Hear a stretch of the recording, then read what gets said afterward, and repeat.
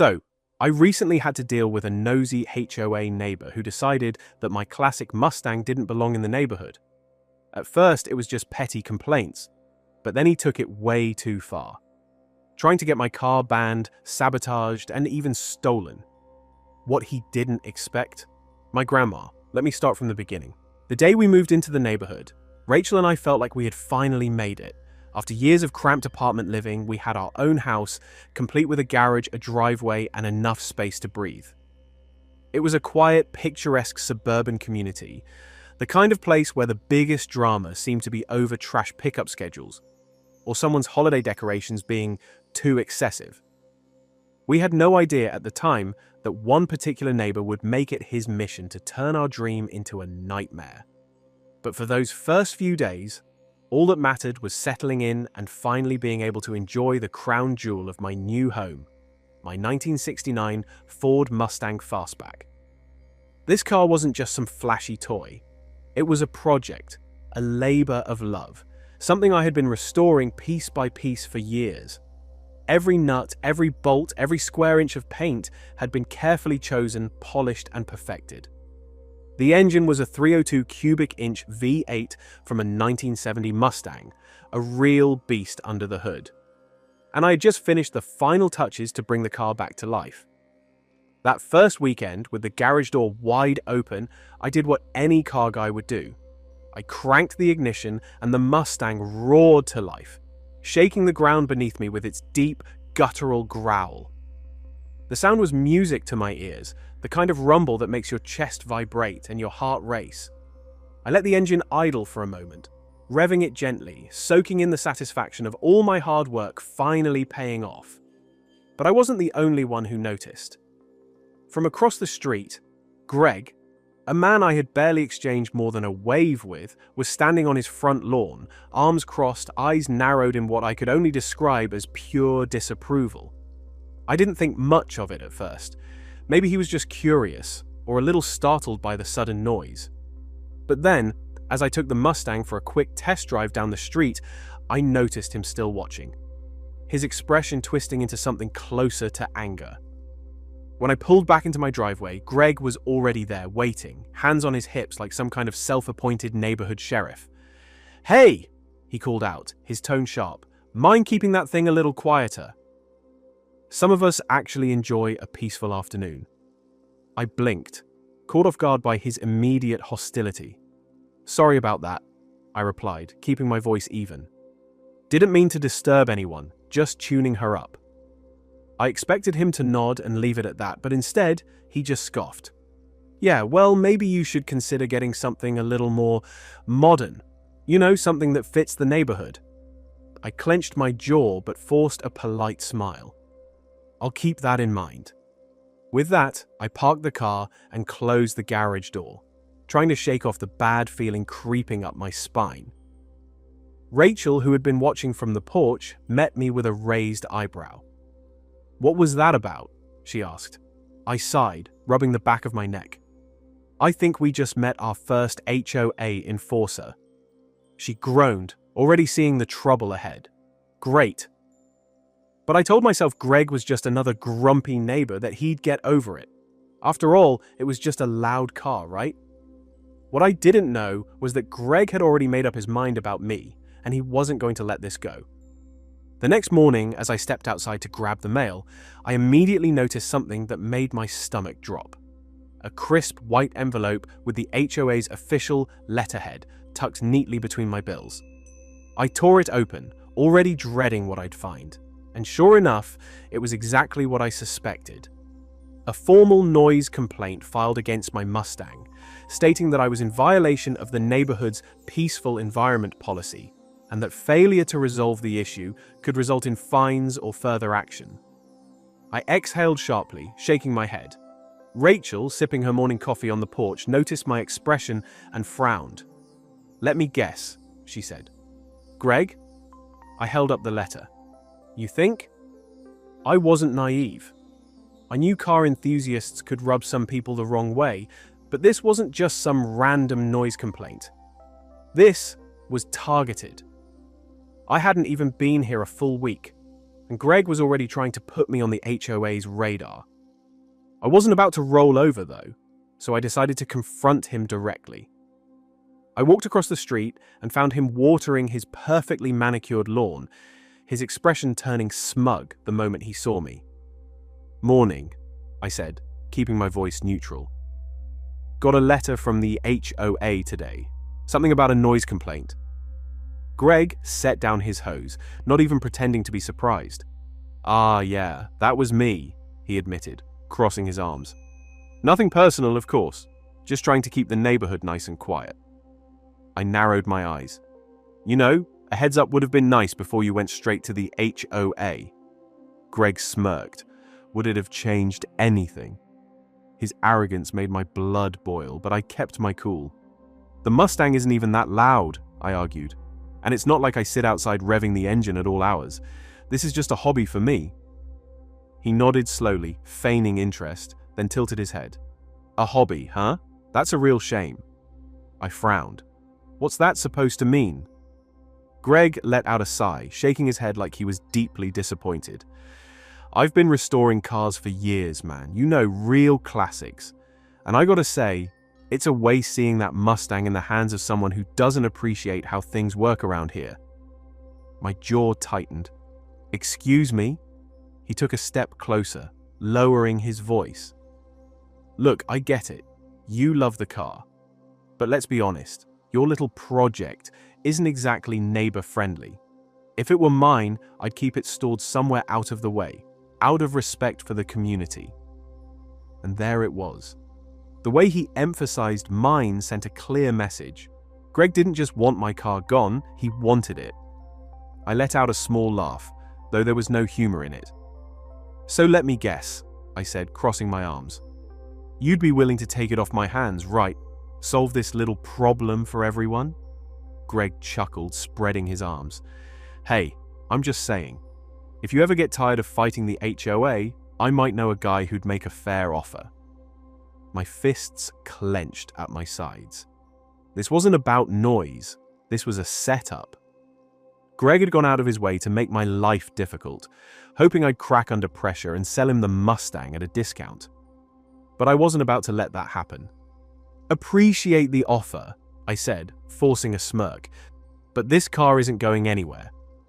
His jaw twitched, and for the first time, I saw real frustration cross his face.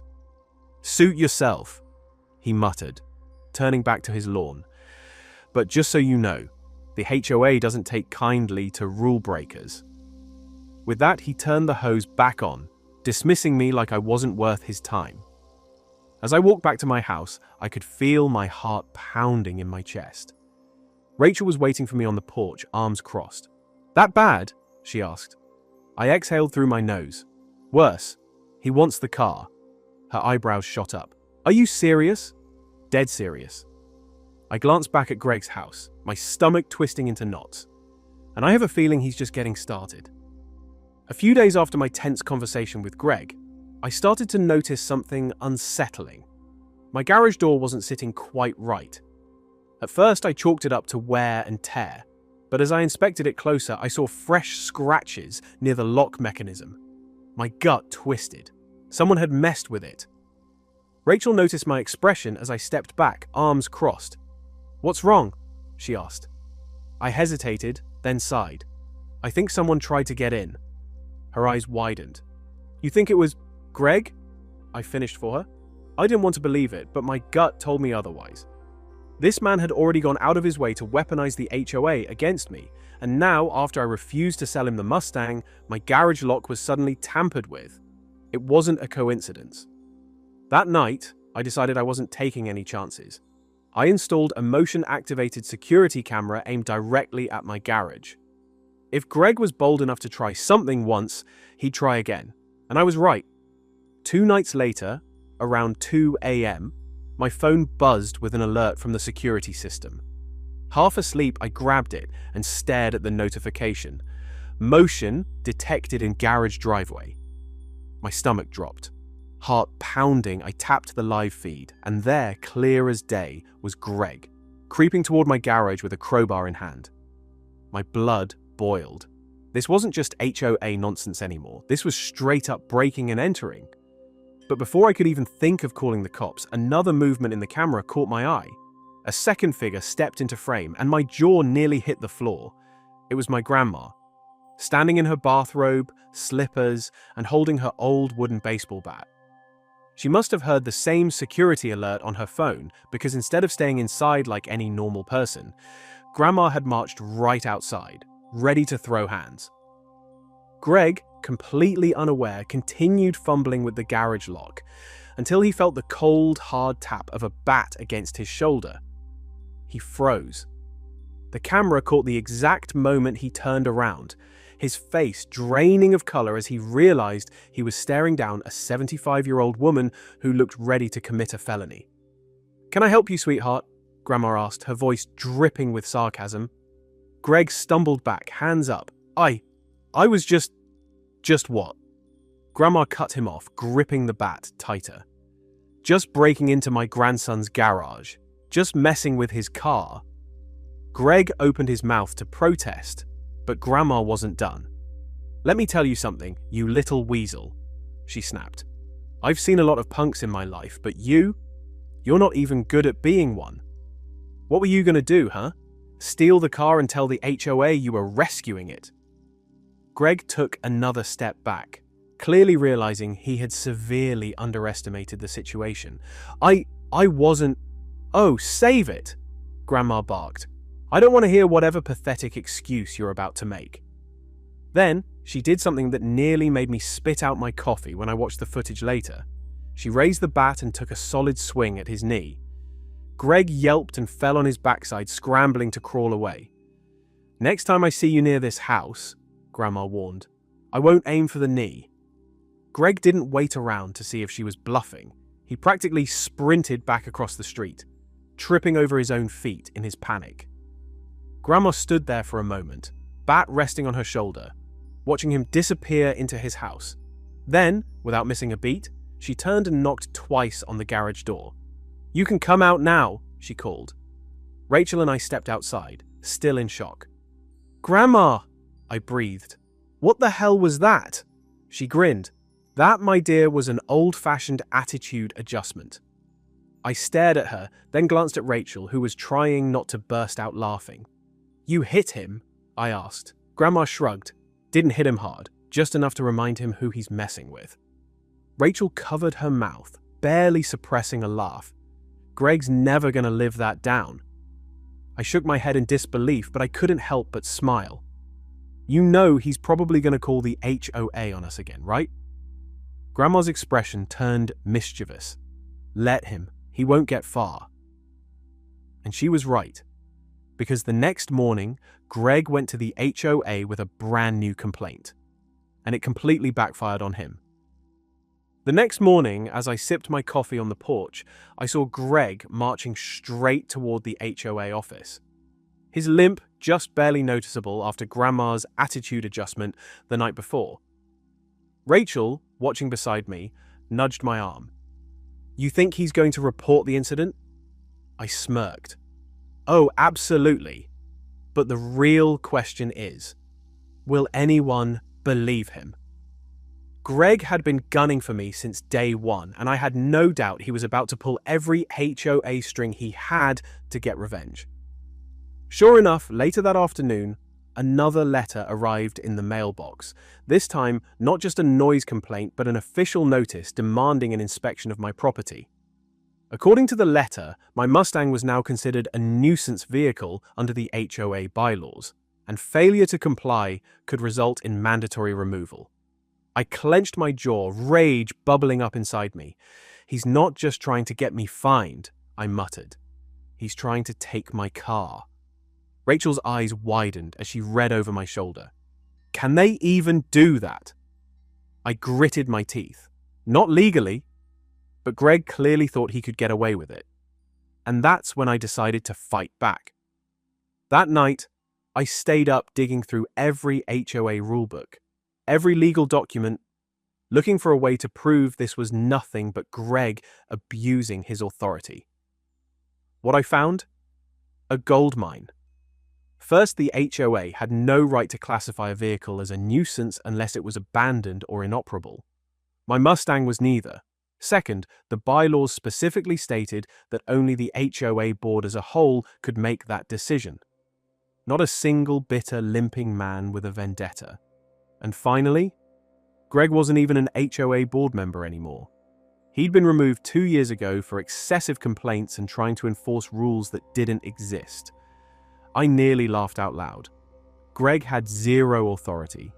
He'd been banking on me not doing my research, thinking I'd just roll over and comply.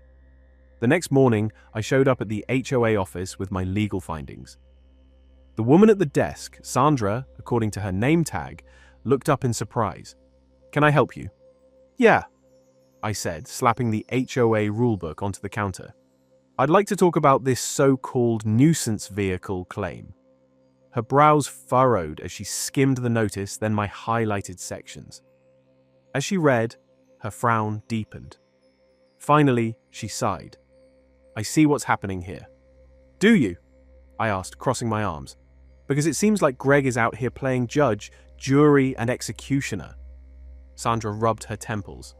"I'll be honest with you, Greg's been a problem for years. He likes to interpret rules in his own way. We've been trying to keep him out of HOA affairs, but he still manages to stick his nose in everything." "So, you're telling me this notice is bogus?" I asked. Sandra sighed. "Technically, yes, it never should have been issued. Then I want it revoked." She nodded. "Consider it done." I grinned, but before I could thank her, the office door swung open, Greg storming in like he owned the place. The moment he saw me, his face twisted in fury. "You!" he barked. "What the hell are you doing here?" I turned to him, completely unfazed. "Oh, just proving that your complaint is total BS." Greg's eyes darted to Sandra, who was stamping void on the notice.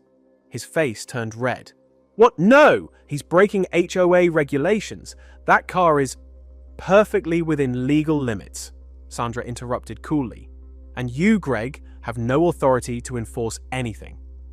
His mouth opened and closed like a fish gasping for air. But it's too loud. It doesn't fit the neighborhood."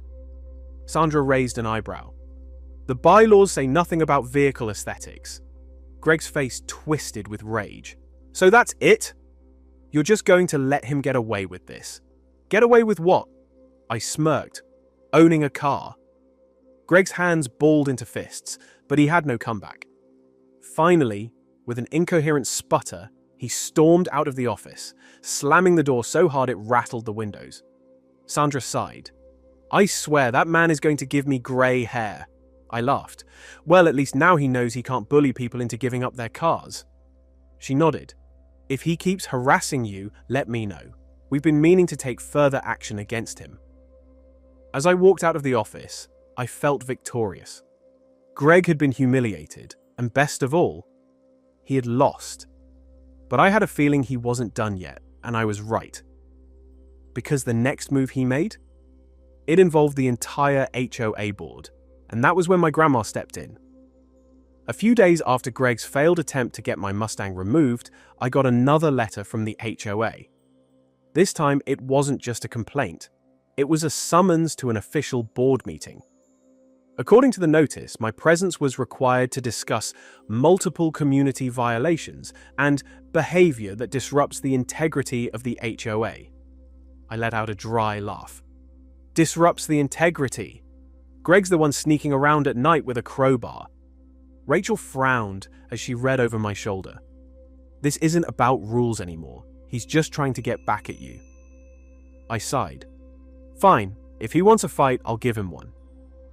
Before I could plan my defense, Grandma shut her book, stood up, and stretched. "Oh, you're not going alone," she said matter-of-factly. "I'm coming with you." I blinked. "Grandma, it's just an HOA meeting." "And I'm just a little old lady," she cut in. "Now, are you going to argue with me, or are we going to handle this?" The night of the meeting, we walked into the HOA clubhouse. The room was packed. Greg sat at the front, looking far too smug. surrounded by stacks of printed documents. The moment he saw Grandma, his expression faltered.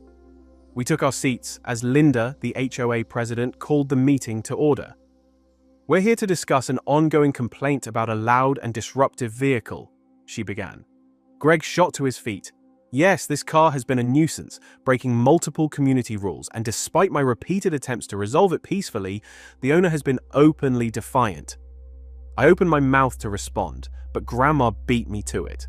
She leaned forward, resting her hands over her cane. "And by peacefully, you mean filing bogus complaints, sneaking into his garage at night and getting humiliated in the process?" The room fell dead silent. Greg turned red. I never... "Oh, don't bother denying it," Grandma interrupted, "because I have the security footage right here." I held up my phone. The video of Greg lurking near my garage paused perfectly on his guilty face. Gasps filled the room. Even the board members exchanged uneasy glances. Greg, now panicked, looked to Linda for support. Look, that's not why we're here.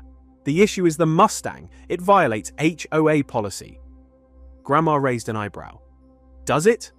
"Yes," he snapped. "Loud engines disrupt the neighborhood." "And which bylaw states that?" she asked sweetly. Greg hesitated. It's under community harmony and... "Nope," I cut in, flipping through the actual HOA handbook. I read every page. Nothing about classic cars, nothing about noise levels unless it exceeds legal limits. Linda sighed, rubbing her temples. "Greg, is this true?" Greg's lips tightened. "Well, maybe not exactly." "So you're making up rules?" Grandma asked. "You're harassing my grandson because you want his car." More murmurs spread through the crowd. Greg was losing them. He turned to Linda in desperation. "You can't just let this slide. The HOA has to act." Linda folded her hands. "Greg, we are acting against you." His face paled. "What?" "Your complaints are unfounded. Your actions have been disruptive.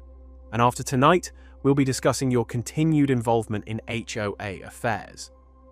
Greg stood there, completely stunned. He had fought so hard to ruin me, only to destroy himself instead. Then, without another word, he grabbed his papers, stormed out of the room, and slammed the door behind him. As soon as he was gone, applause erupted. I had neighbors coming up to shake my hand, whispering that Greg had been a nightmare for years. Linda smiled as she approached us. "I apologize for all this. Greg's been overstepping his bounds for too long." She glanced at Grandma. "You handled that better than anyone I've seen." Grandma smirked. "Well, someone had to." As we left the meeting, Rachel grinned at me. "So, what now?" I smirked. "Now, we celebrate." The morning after the HOA meeting, Greg was nowhere to be seen. No smug looks, no yard work, just silence. That peace didn't last long, though. Later that afternoon, I watched from my porch as Greg snatched a letter from his mailbox, read it, and turned bright red. He crumpled it in his fist before storming inside. Minutes later, Linda, the HOA president, walked by and smirked.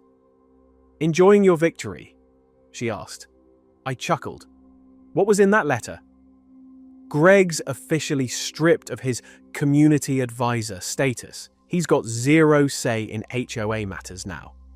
I grinned. The same system he tried to use against me had finally shut him down. That night, Rachel, Grandma, and I celebrated with a backyard barbecue.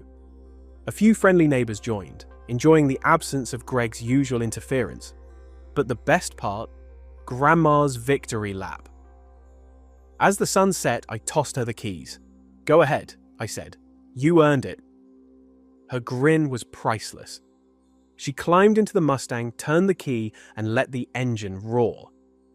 The car peeled out of the driveway, Grandma behind the wheel, cruising through the neighborhood with Greg watching helplessly from his window. Justice had never sounded so good.